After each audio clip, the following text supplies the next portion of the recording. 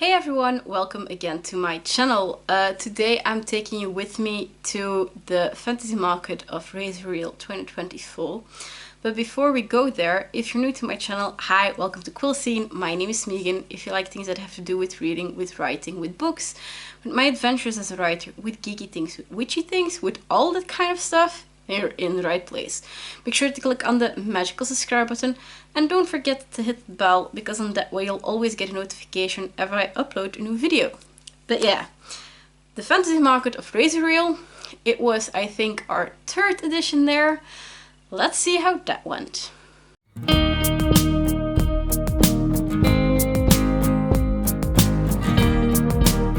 Again, for the people who have been following this channel for a while now, or for the ones who now will deep dive in my playlist of on-the-go videos, you will see that Razor Reel is, I think, will be the third, I think, video of an edition of Razor Reel that I went to as an author together with some of my members from my Writers Collective. Razor Reel, it's quite a story. So Razor Reel on itself is actually an indie fantasy film fest. Well, not fantasy, an indie film fest that gets hosted at a school in Bruges, and that has been going on for many years. Now, of course, COVID hit, nothing was allowed to go through, and then when COVID finally ended and the lockdowns were finally lifted, we thought, with, me as an author personally, but also with the Writers Collective, like before COVID happened, we had built up our events more and more each year. We made contacts with new events, with old events. We had events that started to repeat themselves, and when COVID hit, it hit the event sector very hard, and we were very afraid that when the restrictions would be lifted and COVID was, a bad dream far in the past, we would have to start from zero again, from scratch, because a lot of the organizations of many events during that COVID time, which was basically a period of 2 years, went bankrupt over those 2 years. So we kind of were scared, okay, we're going to need to start from scratch all those years of hard work before COVID, which were 3 years of hard work. Yeah, we can just start over. Luckily, when COVID ended and the lockdowns got lifted, we were met with a strange phenomena, being that not only a few of the bigger events luckily survived, but not only that, new events started to pop up like crazy mushrooms everywhere where you looked, and a lot of them had fantasy vibes. And one of those was the fantasy market of Razor Reel. As I said, Razor Reel Film Fest was something that happened before COVID too, but now when COVID restrictions were lifted, they also were playing with the idea to also host an fantasy market of one day,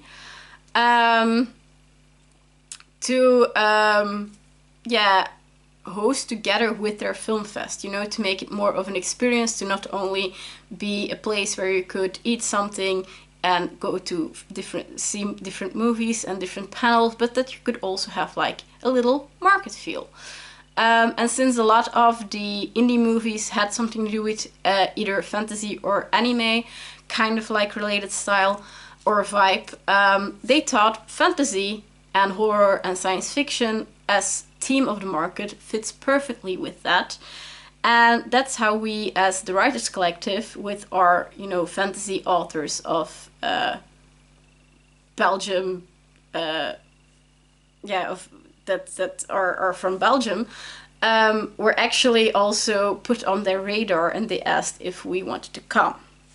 So our first edition was, I think, end of 2022, and that was the first edition after COVID. huge success. Lots of people sold incredible many books. We had a booth with the Writers Collective from the first edition. And we were there with, I think, about 8 authors. And every single author sold a lot of books back then. So we were like, oh my god, it's a great event. We want to come back. In 2023, this is their second edition. We went with the Writers Collective again. And sadly, that edition was like a shadow of the first edition. We had to struggle to sell 2 books each, and some even sold nothing, which was very sad. But still, there weren't many people coming to the market. It was very strange what happened in between that year. But we figured, the first edition, because it was just after COVID, people wanted to go out, they wanted to visit markets, they wanted to spend money. But of course, a year later, the situation was different. But yeah, we decided that in 2024, we wanted to give Razor Reel another chance. So on the Sunday, the 27th of October, we went to Bruges, to the school where not only the film fest was hosted, but also, of course, the fantasy market. The market itself started at 10 a.m. and ended at 6 p.m., which meant that we tried to arrive around 8 a.m. so we had time to set up. So that meant, because Bruges is like an hour and a half, a bit more if there's traffic drive for us, we had to leave quite early. And as I think I didn't mention that, but the movie festival itself is several days, but the market itself is only 1 day. And again, we had a booth with the Writers Collective, and that consisted out of me as Morgan Blade with my books. My mom tagged along with our business of Magical Treasure, where we have our display potion, bookish, witchy, and geeky goodies. But also colleagues Jana Bollens, Petra Doom, and Mathias Maho came with us. And then we also had our other creative partners, like Sparks of Darkness, which is Emmeline, Matthias' wife, who makes beautiful witchy and gothic chic figure candles. And also Nele from Lucky Duckling, who is a meat shop, was there. Now the thing is, the market itself is hosted in like 2 canteens, and you have like 1 canteen here, and then you have 1 canteen here. So it's like in separate buildings and also has separate entrances. The first edition we were actually hosted in like this room, the back room. But the past 2 editions, and also then, 2023 and also 2024, we were put in the front room, so the first room. And yeah, the vibe was totally different yet again. Of course, we made fun among ourselves, because when we go out with Writers Collective, it's always fun, because it's our little writing family, our writing friends. But yeah, sadly, there weren't many visitors. There were even less than the previous years. But still, we tried to make the most of it.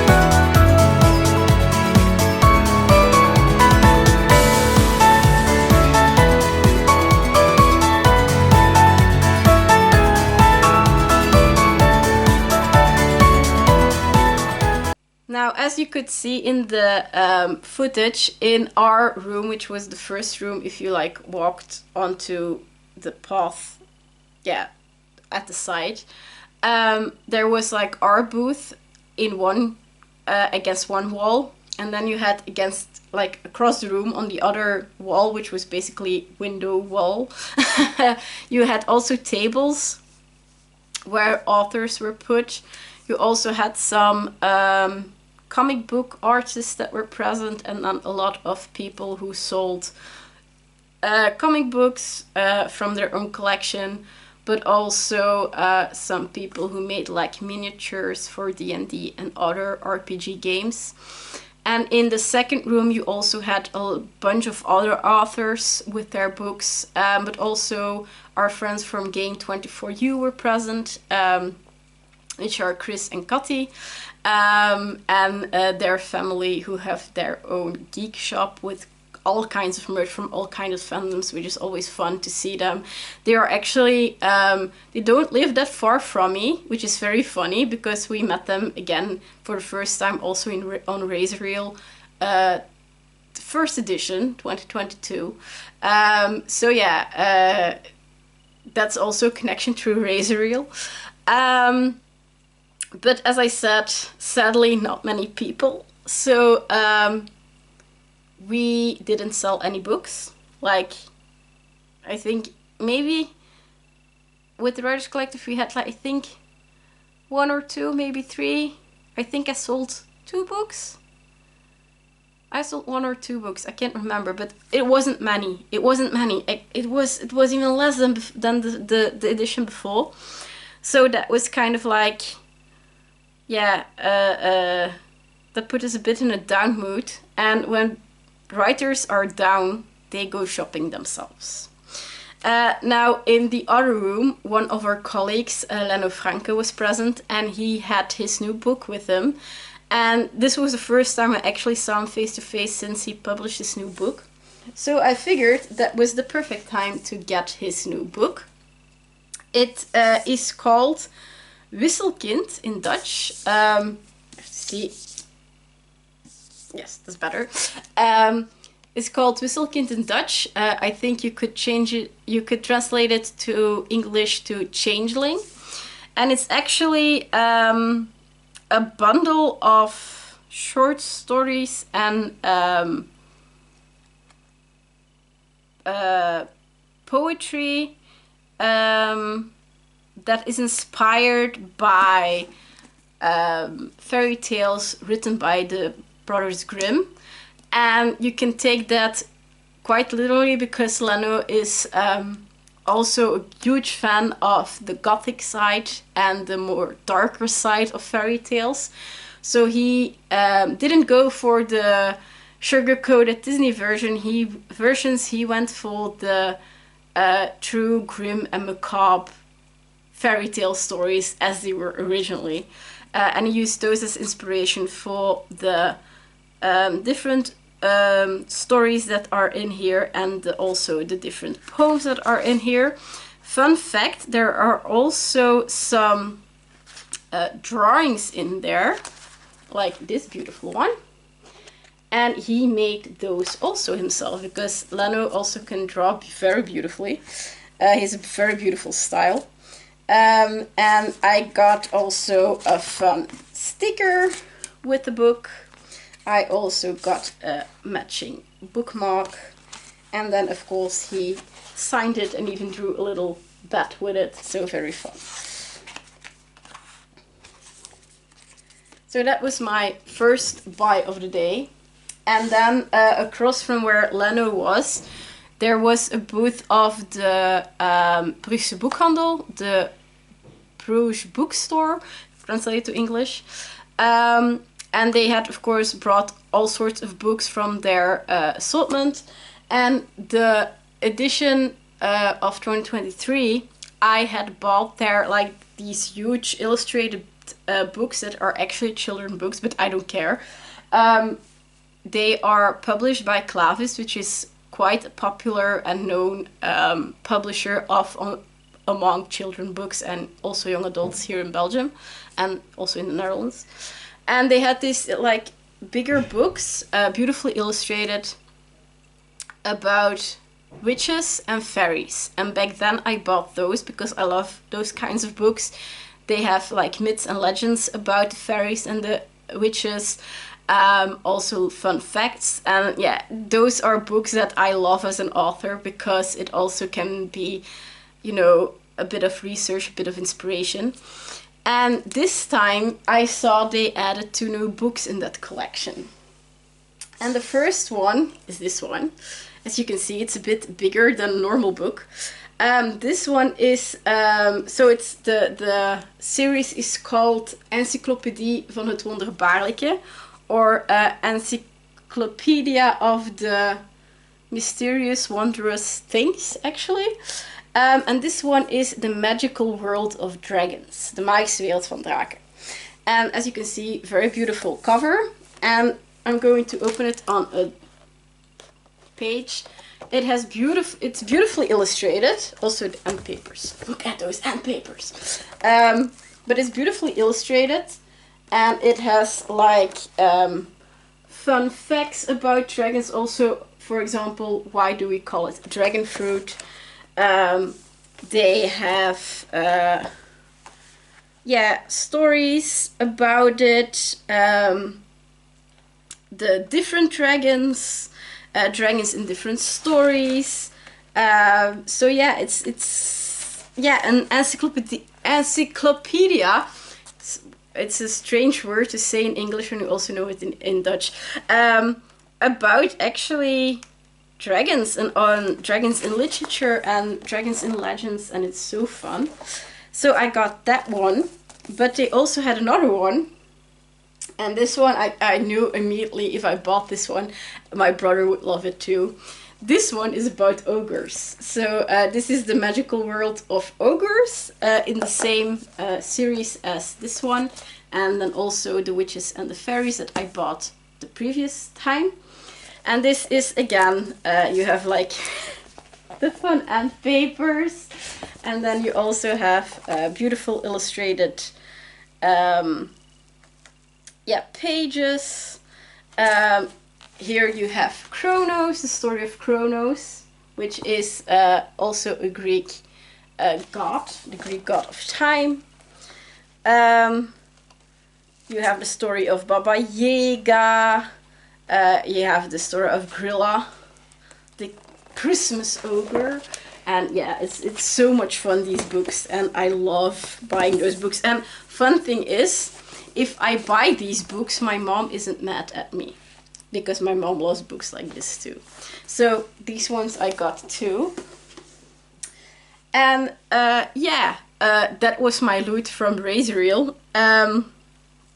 Now, as I'm filming this, it's already 2025. I know I'm like way behind on filming these voiceovers, and then yeah, editing my videos and uploading and everything. I'm sorry, but I'm trying my best. I'm trying to catch up. But because it's already 2025, I of course have like a future sight on my planning for 2025. And I have to say, Razorreel isn't on it anymore. One side, I have to be honest, we discussed it with the group of the Writers Collective, and everyone said this is the 3rd edition. The first was a huge success, the last 2 weren't. We put a lot of energy going there. A lot of us have to drive quite a lot and long to get there. You know, you know, the energy you put in it and the return you get from it isn't equal. So preferably we wouldn't, you know, put Razorreel on our agenda next year anymore. So basically that decision was already made, but now I have been hearing like behind the scenes and like whispers and stuff like that, that the organization themselves even are thinking about, if not already decided, to also not organize the Fantasy Fest market anymore of Razorreel. again, I don't know if it's true. It's something I have heard from other vendors that were also present the previous editions. It's always sad when an organization decides to stop hosting their event, because when you start an event like that, it comes always from a good place. Usually it's hosted by people who have a love for, in this case, fantasy, who also put a lot of energy and thought in organizing the market. So when the decision comes to, you know, call it quits, it always is sad, but sometimes also necessary. And I'm afraid for Razor Reel that is also the case, because when I talk to other vendors, especially of course the authors, every one of them said that they didn't sell many books. And again, same thing as came from my own authors from the Writers Collective, that the energy you put into going to the event and the return of it isn't equal. And yeah, when you are an author, you sometimes have to pick your battles and also pick your events. And sadly, yeah, we don't know how it will end with Razor Reel. Are they going to call it quits? Aren't they going to? It's still a rumor, but sadly it won't be on our agenda anymore. But with that being said, we have come to the end of this video. If you like this video, please leave a little thumbs up or a comment down below. Your feedback helps to grow my channel, but also motivates me to keep making these videos. And yeah, then all the stuff to say is thank you guys so much for watching, and I hope I see you guys soon for another bookish, magical, probably on the go video. Bye!